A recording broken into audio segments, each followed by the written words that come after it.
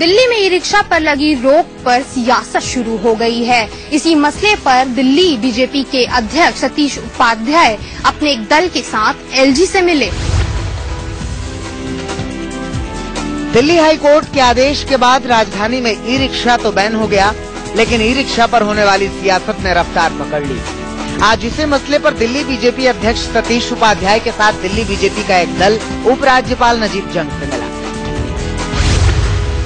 Lieutenant governor को, उपराज्यपाल को इसके लिए जो भी अपनी तरफ से प्रयास करने हैं वो निश्चित रूप से इसके लिए बेस्ट डिफेंस करेंगे। अगर इसके लिए जरूरत पड़ेगी सुप्रीम कोर्ट जाने की तो वो भी जाएंगे।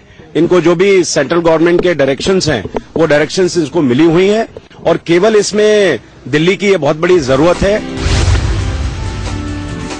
दिल्ली में करीब 1.5 लाख से ज्यादा ई रिक्शा दिल्ली की सड़कों पर दौड़ते हैं। जाहिर है राजनीतिक पार्टियों को इनमें एक बड़ा वोट बैंक दिखता है। यही वजह है कि दिल्ली कांग्रेस का एक दल भी एलजी से मिलने पहुंचा।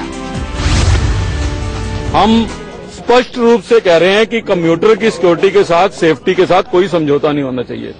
उसकी सेफ्टी के मद्देनजर सरकार को गाइडलाइंस बनानी चाहिए, लेकिन इन गरीब लोगों का रोजगार किसी भी कीमत पे नहीं छीनना चाहिए। एनवायरमेंटल फ्रेंडली ये रिक्शाज हैं। कांग्रेस पार्टी वालों को बेरोजगारी से बचाने के लिए तुरंत अगले 2 दिन में 48 घंटे में कानून सम्मत एक नीति सरकार बनाए और दिल्ली उच्च न्यायालय में एक फ्रेश एफिडेविट दाखिल करे और आवश्यकता पड़े तो केंद्र सरकार को इस मामले में अध्यादेश लाना चाहिए।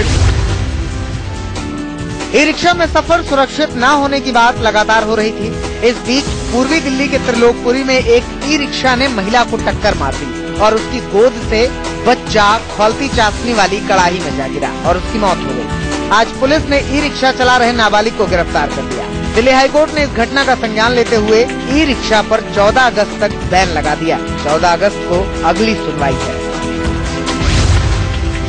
नितिन गडकरी ने भरी सभा में वादा किया है कि ई रिक्शे पर बैन नहीं लगेगा, लेकिन दिल्ली हाईकोर्ट के बैन के बाद बीजेपी बीच के कोई रास्ते निकालने की कोशिश कर रही है।